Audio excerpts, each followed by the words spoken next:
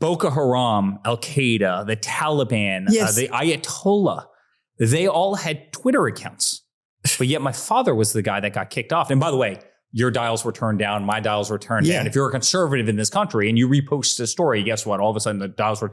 I didn't gain a single follower for an 8-year period of time. Now, I think I became more famous or more well-known over that period of time by about 100-fold, but yet I didn't gain a single follower because they just capped me. I got to tell you a Zuckerberg story because I've actually come to like him. There was a point where I absolutely detested him. Yeah.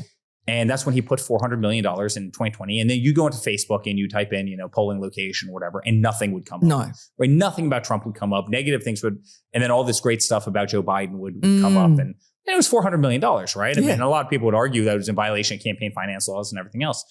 So sure enough, I saw Zuckerberg. He was at inauguration and he was sitting right behind me. And he's one of the only people in that room I didn't meet. And I turned around and I shook his head.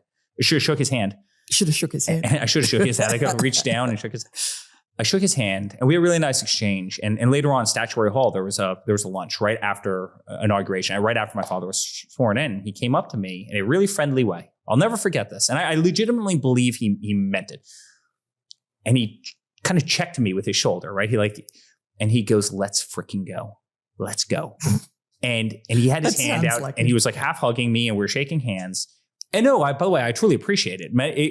Because I actually believe he was sincere the second time. And so a couple hours later, this wears off, and she goes, "I think we need a slogan this time," And we came up with the slogan, "Rewrite the rules." So it's Trump 2028, rewrite the rules, and the media melts down again. And would we ever do it?